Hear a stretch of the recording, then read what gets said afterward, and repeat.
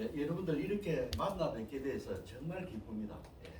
제가 경찰관 직업을 가지고 계신 이 분들은 제가 알기로는 추석이라든가 뭐 설이라든가 이럴 때도 집에 가지도 못하더라고요. 많이 바쁜, 그리고 또 국민들의 재산과 생명 이걸 지키는 것이 경찰관의 본분인 줄 알고 있습니다.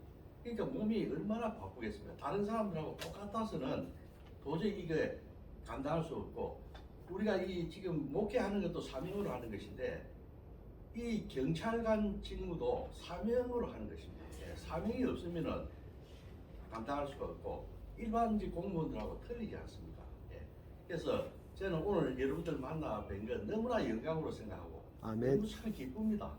이 귀한 분들, 이 바쁜 대한민국에서 또 그 중에서도 제일 바쁜 이 경찰관들 중에서도 하나님을 찾겠다고 이 자리에 모이신 여러분들 참으로 너무 귀하신 분들이어서 저희 말씀을 전하는 것입니다. 오늘 본문의 고린도전서 9장을 보게 되면 9장 16절 말씀을 가지고 말씀을 전하는데요. 이 9장은 사도의 권리를 논하는 장이에요. 사도의 권리. 이 복음 전하는 그 사도들 있지 않습니까? 그 사람들이 권리가 있다고 하는 겁니다.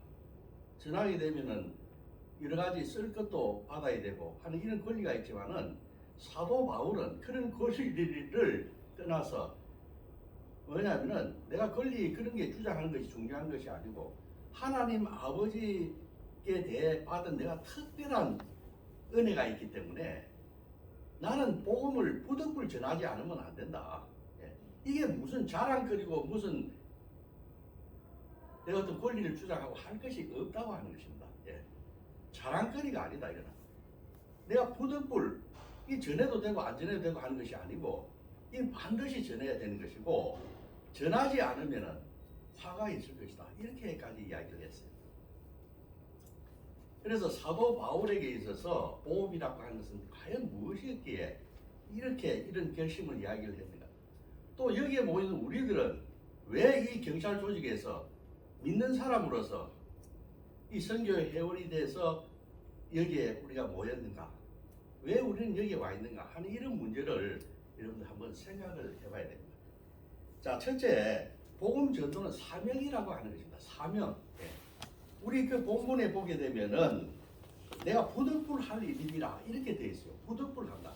이 부득불 한다고 하는 것을 우리가 뜻으로 풀이해 보게 되면은 이것은 내 인생에 있어서 이 일은 운명이라고 하는 것입니다. 운명. 또 내가 복음을 전하는 것은 나의 의무라고 하는 것이에요. 그러니까 내 운명이고 의무가 하기 때문에 이것을 전해야 되는 거죠. 부득불 어떻게든 전해야 된다. 이런 이야기입니다. 그러면 사도 바울이 왜 이런 고백을 하게 됩니까? 사도 바울은 조금 특이했어요. 그게 뭐냐면 강권적으로 사도행전 9장에 보게 되면 강권적으로 복음을 받았습니다. 다메섹 도상에서 강권적으로 받았죠. 그리고 주님께서 이 사도 바울을 갖다가 택한 것은 그 이방인들과 임금들과 이방인들과 그 다음에 이스라엘의 자손들에게 복음을 전할 자신의 그릇이라고 했어요. 택한 그릇이다. 그리고 그 일을 감당하게 하기 위해서 특별하게 성령으로 성별한 사람입니다. 그렇지 않습니까? 그리고 또 사도 바울은 빛을 진 것도 많아요. 그 사람이 사도 바울이 하나님 만나기 전에 얼마나 많이 기독교인들을 박해했습니까? 그래서 그 사람이 로마서 1장 18절에 사도 바울이 뭐라 했는가 하면은 내가 헬라인이라든지 또 이방인이라든지 지혜 있는 자이든지 또 어리석은 자이든지 내가 모든 그 사람들에게 다 빚진 자라고 했어요. 그래서 나는 전해야 한다. 이런 빛을 줬기 때문에 전해야 한다. 이렇게 고백했던 것입니다. 그래서 사도 바울 때 있어서 복음 전가하는 일은 이거는 내가 때를 얻든지 못 얻든지 하여튼 내가 때를 있든지 없든지 뭐냐면 복음을 전해야 되겠다 하는 이러한 것을 디모데후서 4장 2절에서 고백했고요. 그 다음에 예수 그리스도가 죄인들을 구속하기 위해서 구원하기 위해서 그 죄인들의 모습을 입고 왔지 않습니까? 이 땅에. 그처럼 사도 바울도 뭐냐면은 만나는 사람들마다 그 사람들하고 비슷한 그런 입장이 되고자 노력을 했어요. 예. 그러니까 약한 사람을 만나면은 그 약한 자 같이, 물론 사도 바울은 영권이라든가 이런 게 강했지만은 그 약한 사람과 같이 그렇게 변했던 것입니다. 왜? 또 여러 사람들에게 여러 모양으로 자기 자신을 변신을 했어요. 왜 그랬습니까? 그 한 사람 한 사람 모든 영혼들을 구하기 위해서, 그러한 열망 때문에 자기가 변신을 했다고 해요. 복음에 참여하기 위해서, 그 모든 일을 한 것은 복음에 참여하기 위해서 그렇게 했다 하는 것을 말씀했고, 또 사도행전 20장 24절에 보게 되면은 나의 달려갈 길, 주 예수의 복음을 나의 달려갈 길과 주 예수께 받은 사명, 하나님의 은혜의 복음을 전하려 하는 일을 마치려 하면은 내 목숨을 조금 더 귀한 것을 여기지 아니하노라. 예. 내가 복음을 위해서는 이 목숨마저도 내놓을 수 있겠다. 이런 결기를 사도 바울은 보였어요. 그런데 우리가 이런 그 성경을 보게 되면은 이런 사도 바울의 입장이 있는 사람들이 여러 선지자들이 있습니다. 여러분들 모세 아시죠? 모세. 그 애굽의 바로가 아무리 악했지만은 그 저주를 10가지나 내리는 일이 얼마나 힘든 겁니까? 인간으로서. 양심을 가진 인간으로 누구를 저주하고 한다는 게. 그렇지만은 하나님 아버지께서 전하라 했을 때 전했어요. 그 다음에 요나는 어떻습니까? 요나는 니느웨로 가가지고 그 복음을 전하라니 그게 싫었어요. 그래가지고 도망을 다시스로 도망까지 가지 않습니까? 예. 그래서 물고기 뱃속에 삼켜지는 그런 일을 또 당하고. 그다음 예레미야는 또 어떻습니까? 예레미야 같은 경우에 예레미야 20장 9절을 보게 되면은 내가 다시는 여호와를 선포하지 않으면 선포하지 않으면 그 이름을 전가하지 않으면은 내 마음이 불붙는 것 같아 가지고 골수에 사무친다고 했어요. 답답해서 견딜 수가 없다고 했던 겁니다. 그래서 예레미야는 눈물을 흘리고 복음을 전했던 것이에요. 예. 사도 바울이라든가 예레미야라든가 이런 그 선지자 사도들을 볼 때 그 목숨을 걸었다고 하는 것입니다. 사도 바울은 복음을 전하지 않으면 화를 입을 것이다 이렇게 이야기를 했어요. 화라고 하는 것은 운에 보게 되면은 신음을 하면서 신음하면서 고통받고 괴로워하는 그런 일을 화라고 그렇게 풀이하고 있더라고요. 예. 이 화는 사람이 주는 게 아닙니다. 사람으로 부터 받는 화가 아니에요. 누가 주는가? 이것은 하나님이 내리시는 화라고 하는 겁니다. 그래서 그만큼 두렵고 참으로 받아서는 안 되는 그것이 바로 하나님께서 내리는 화다. 복음을 전하지 않으면 이런 걸 각오해야 된다고 하는 것이죠. 그러면 우리도 복음을 전해야 된다. 우리도. 예. 우리 왜 복음을 전해야 됩니까? 여러분들은 복음을 소유한 사람들이에요. 여러분들 자신을 정체성을 어떻게 정의하는지 모르겠지만은 여러분들 집도 있고 또 자동차도 있고 집에 가면은 사랑스러운 가족도 있고 다 소유하고 있죠. 그렇지만은 여러분들은 그 귀한 그보다 더 귀한 복음을 소유한 사람들이에요. 예. 복음을 소유했다고 하는 것이. 그것을 전하지 않으면은 복음을 소유하고 그걸 전하지 않으면 그 무슨 소용이 있습니까? 예. 지금 사막에서 어떤 사람이 목이 말라가지고 죽을 지경에 갔다가 오아시스를 발견했어요. 그래서 물을 아주 달게 먹고 물병에 담아가지고 길을 내려옵니다.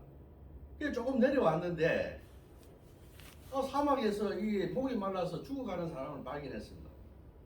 그러면 그 사람을 만나서 자기 물을 나누어주고 요 위에 가게 되면은 샘이 있으니까 오아시스가 있으니까 거기 가서 물을 먹으라고 알려줘야 하지 않습니까? 예. 여러분들 그게 귀찮다고 해서 그냥 자기 자신만 마시고 그 사람 쳐다보고 그냥 내려와가지고 그 사람이 목말라 죽었다 하면은 그 목숨값을 그 죽음에 대한 그 피값을 에스겔에 보게 되면은 그 피값을 우리한테 구한다고 했어요. 예. 그렇기 때문에 이 복음을 소유한 사람은 그것을 뭐냐면 소유한 사람답게 그것을 전해야 하는 것입니다. 예. 아멘. 아멘입니까? 아멘. 예. 그 다음 또 뭐냐면은 우리는 하나님께 받은 것이 너무 많은 사람들이에요. 예. 여러분들 생각하기에 내가 받은 것이 뭐가 있느냐? 예, 내가 뭐 그렇게 잘 살지도 않고 다른 사람보다 나보다 잘 사는 사람도 많고 한데 이렇게 생각할 수 있을지 몰라요. 이 세상 사람들은요, 세상을 살다 보면 어려운 일들이 있으면 좌절하고 방황하고 낙심하고 헤매고 그렇게 합니다. 그러나 예수 믿는 사람들은 아무리 죽음이 다가온다 할지라도 믿음 좋은 사람들은 흔들리지 않습니다. 눈 하나 깜짝 안 해요. 왜? 여기서 죽으면 천국 가서 주님 뵙겠지. 아주 담담할 수가 있다고 하는 거죠. 직장을 잃더라도 세상 사람들은 직장을 잃으면은 이리 뛰고 저리 뛰고 항의하고 고발하고 하지만은 믿는 사람들 주님의 뜻이 있을 것이야. 예. 주님 내 억울한데 나의 이 억울함을 신원해 주시옵소서. 저분들이 오해하고 있는 것 같은데 주님께서 다 풀어 주시옵소서. 이렇게 기도하더라고요. 그런데 얼마 있다 보니까 훨씬 더 월급도 많이 받고 사회복지도 좋고 그런데 가서 대접받으면서 일하고 있더라고요. 우리는 예수 그리스도와 함께 죽으면 그리스도 안에서 우리는 부활하는 것입니다. 우리는 세상 사람들이 두려워하는 그 죽음 이런 거 두려워하지 않습니다. 주눅 들지 않습니다. 아멘. 예, 그것이 예수 믿는 사람들의 뭐냐면은 하나의 특권입니다.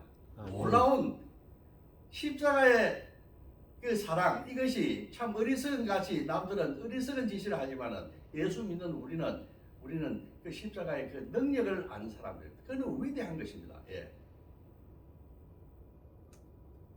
그래서 세상 사람들이 감당하지 못한다 하지 않습니까? 예수 믿는 사람들 참 이해할 수도 없고 저 상황을 볼 때 괴로워하고 번민하고 해야 될 텐데 어떻게 저렇게 낙천지길 수 있는가?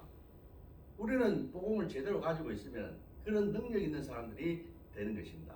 아멘입니까? 아멘. 그런 능력을 다 소유하시기를 주님의 이름으로 축원드립니다. 아멘. 예.